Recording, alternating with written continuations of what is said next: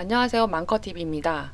이번 사연은 명절에 KTX 예매 못해서 시댁 못 가 욕먹은 사연입니다. 재밌게 시청해주세요. 감사합니다. 무슨 벽이랑 대화하는 것 같고 진짜 암 걸릴 것 같아서 여기다 씁니다. 신랑이랑 같이 보고 시댁에 링크 보낼 거예요. 10개월 아기 친정에서 키우고 있었어요. 신랑은 한 달에 2번 내려와요. 제가 원한 그림도 아니었고 진짜 경제 사정이 너무 나쁜 데다가 살던 집이 아이 키울 환경이 도저히 안 돼서 고민 끝에 3, 4년 고생할 각오하고 돈 모아서 집 사자 하고 내려왔네요. 원래 살던 곳은 시댁이랑 5분 거리였고 지금 있는 친정이랑 시댁은 차로 4시간 거리예요. 친정은 시골 전원주택이고 집 2채에 마당 있고 숲도 있고 산책로도 있어요. 대신 시내랑 거리가 멀고 고립되어 있는 조용한 곳입니다. 우리 아빠 혼자 계시고요. 아기랑 지내는 동안은 경제적 지원도 해주기로 하셔서 아기 앞으로 들어가는 거요.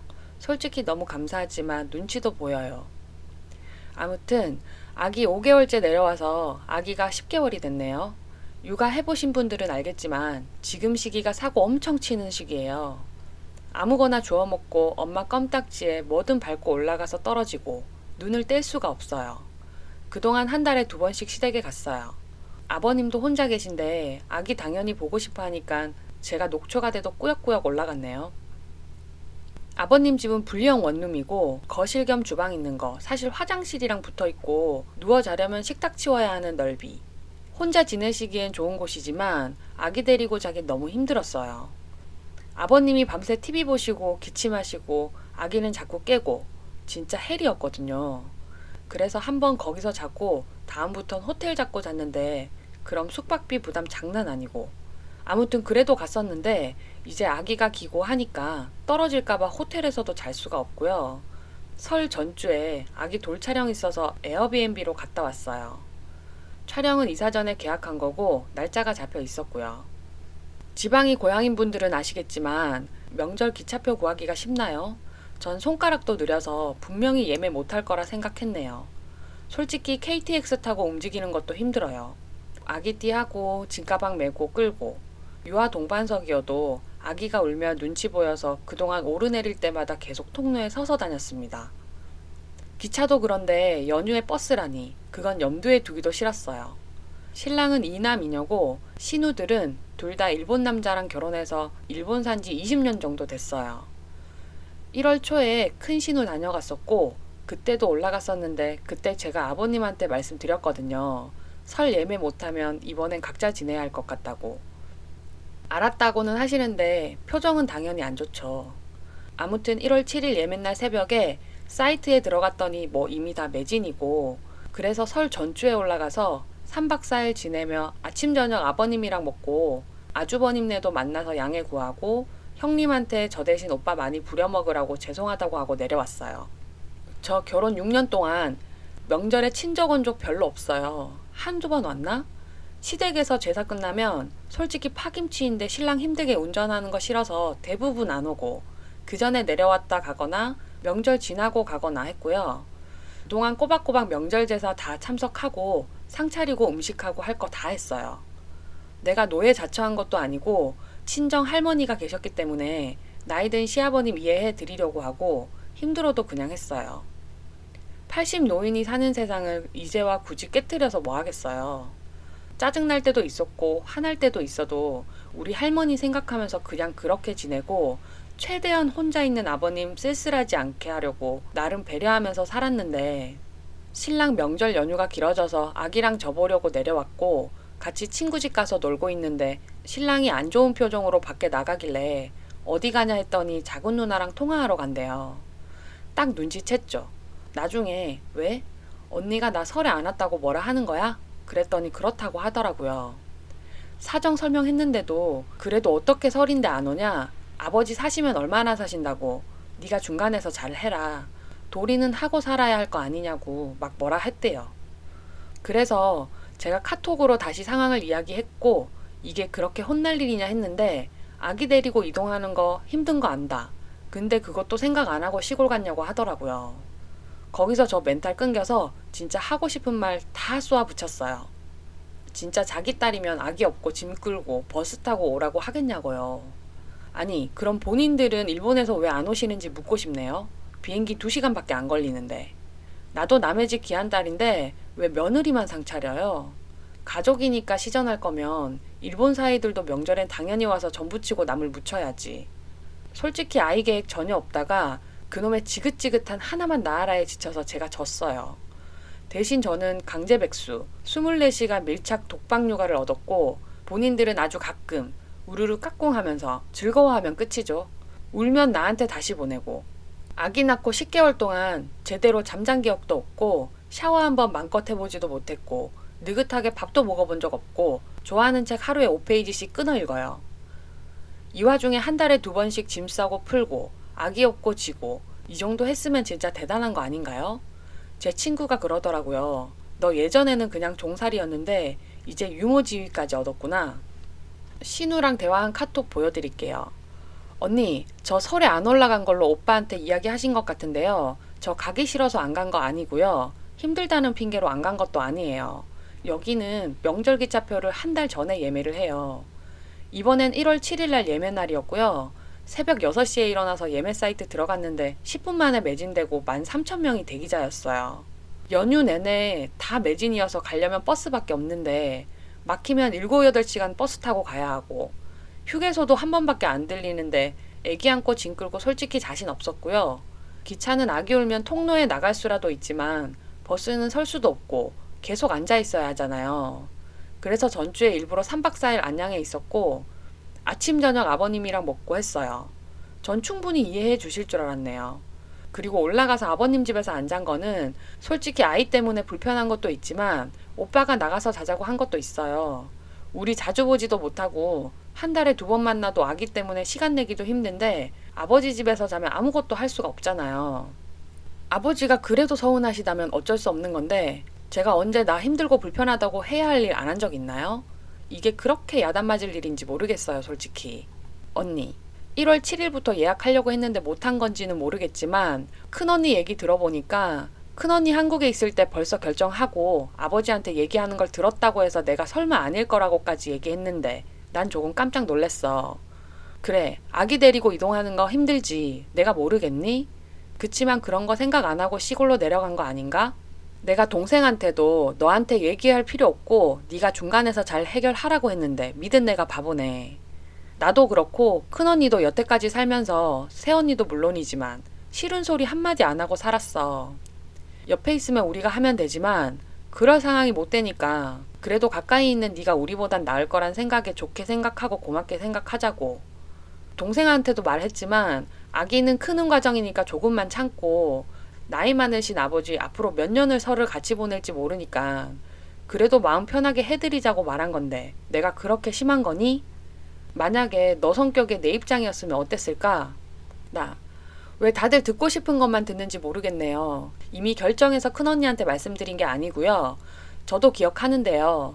예매 못하면 각자 지내야 할 것 같다고 얘기를 했어요. 명절 예매 전쟁 해본 사람만 알겠죠. 표 구하기가 얼마나 하늘의 별 따기인지 전 언니 입장 이해 못하는 세대예요. 명절이 대체 뭔데 해마다 사람 잡고 해마다 고생은 하는 사람만 하고 저는 지겹거든요. 그래도 나이 많으신 분들 생각 맞춰드리려고 한다고 하는 거고요. 죄송하지만 저는 결혼하고 처음으로 친정에서 설 보내니까 좋더라고요. 우리 아빠도 혼자 지내는데 7년 만에 처음으로 형제 자매 모여서 밥도 먹고 술도 먹고 밀린 이야기도 나누고 여자인 저는 시댁에 가야 하니까 꿈도 못 꾸던 일이니까요. 그동안 내내 시댁에서 지냈는데 딱 한 번쯤 친정에서 지내는 이 명절이 저는 참 좋더라고요. 저는 언니였으면 쿨하게 보내줬을 것 같네요. 오빠가 먼저 저한테 떠든 것도 아니고요. 같이 있는데 언니랑 전화통화한다고 밖에 나가니까 굳이 그럴 이유가 뭐겠어요. 분명 그 이유 아니면 말 나올 상황이 아니니까 그런 거겠지 하고 제가 눈치챈 거예요. 제 입장을 이해해달라는 소리 아니에요. 결국 제가 아무리 노력해도 전 가족이 될 수 없는 거네요. 딱히 아버님한테 잘한 것도 없지만 나름대로는 하려고 하면서 살았어도 한 가지 서운하게 하면 당장 욕만 먹고 대놓고 말 안 했다 뿐이지 바보가 따로 없네요. 언니가 밤 이야기 한다는 게 아니고요. 큰언니 왔을 때 아버지가 욕하는 거 들었네요. 옆방에다 두고 욕하시더라고요. 저 시골라서 꼬박꼬박 한 달에 2번씩 올라갔고요. 요구하시는 거 다 맞춰드리고 국거리 다 준비해서 냉동고에 넣어드리고 그러고 와도 욕먹어요. 이게 시자 아니라고요? 물론 제 앞에선 아닌 척 괜찮은 척 하시겠지만 뒤에서 이렇게 말이 나오잖아요. 딸이라면 그렇게 하시겠어요? 언니는 언니 딸 그렇게 곱게 소중하게 키워서 한국 며느리처럼 살라고 당당하게 말씀하시겠어요? 1년에 3번요? 4번, 5번이어도 괜찮아요. 그게 고마운 일이 아니고 당연히 네가 며느리니까 해야지 이런 태도가 화나는 거고요. 제가 딸이라면 애 없고 버스 타고라도 왔으면 하고 서운해하진 않으시겠죠. 그럼 제가 그 힘든 길을 가서 친정처럼 쉴 수 있나요? 제사 때 못 보셨어요? 앉을 시간, 밥 먹을 시간도 없이 계속 움직여야 돼요. 좋게 풀고 싶으신 거라고 말씀하시는데 전 잘 모르겠네요. 대리요도 바라시는 거라고 밖에 생각이 안 들어요.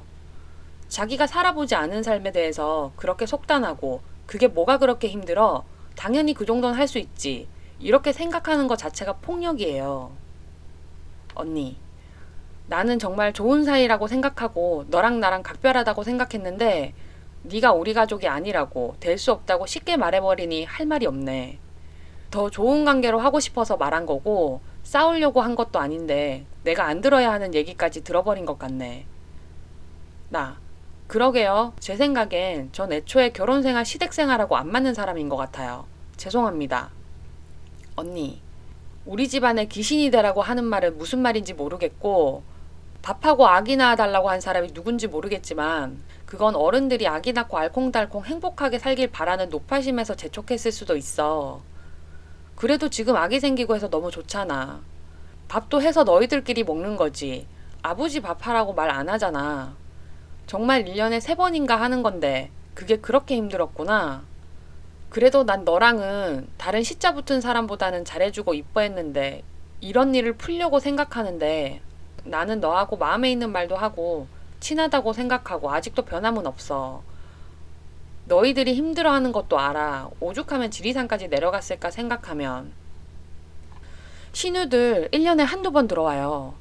와서도 솔직히 아버님이랑 몇 번 밥 먹는 거 외에는 자기들 할 일 하기 바쁘죠. 친구들 만나고 병원 가고 뭐 시술하고. 둘 다 시댁 시집살이 없습니다. 일본도 굉장히 개인주의더라고요. 근데 전 그런 걸로 신우 욕한 적도 없고 나한테 뭘 해주길 바란 적도 기대도 안 하고요. 신우들 미워하지도 않아요. 제가 진짜 답답한 건 그렇게 본인들 인생을 멋지게 사시면서 한국 며느리의 고충 이야기하면 단 1도 공감을 못하고 하려고도 안 합니다.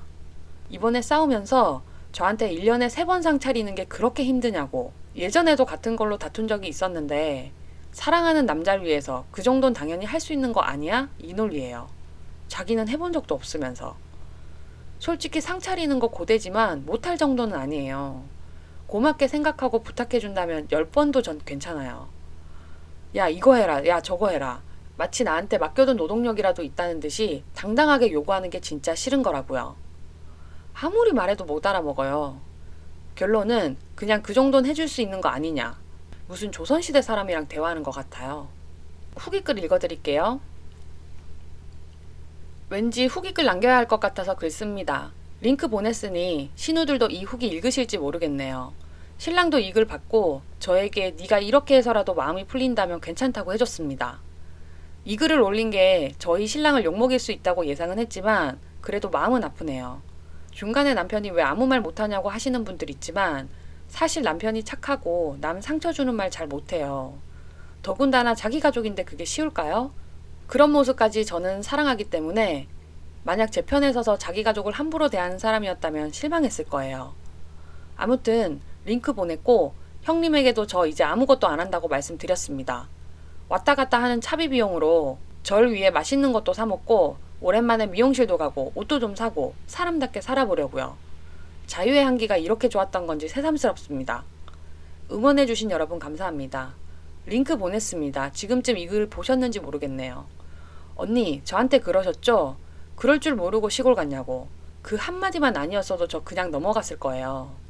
항상 일본에서 못 오시는 상황 핑계 다 있으실 거예요. 그럴 줄 모르고 일본 가셨나요? 우리가 못한 걸 보기보다 고마운 점 먼저 생각해 주시고 진심이 담긴 미안하다 고맙다 한마디면 다 괜찮았을 겁니다. 말한 대로 이제 저는 자유롭게 저만 생각하며 살기로 했어요. 제 행복은 제가 챙기는 거니까요. 네, 사연 여기까지고요. 베스트 댓글 읽어드릴게요. 첫 번째 베스트 댓글. 친딸도 안 하고 자빠졌으면서 남의 집 딸한테 뭘 바래? 아씨, 진상 부리는 것도 가지가지다 진짜. 두 번째 베스트 댓글. 미친 신우네요. 님 말 맞다나 지 아버지 살면 얼마나 사신다고. 지도 바다 건너와야지. 어따 대고 훈계질이야. 한 달에 2번씩이면 과하고도 남아요. 할 도리 충분하게 했으니 할 말 하고 살아도 될 듯. 세 번째 베스트 댓글. 참 그 신우 멍청하네. 지가 지랄하면 지 아버지 더 불쌍해지는 거 모르나? 잘한다고 칭찬해주고 고맙다고 해도 모자랄 판에. 그나마 지 아버지 챙겨주는 사람한테 왜 지랄인지. 네, 베스트 댓글까지 봤고요. 시청해주셔서 감사합니다. 좋아요와 구독은 제게 큰 힘이 됩니다. 감사합니다.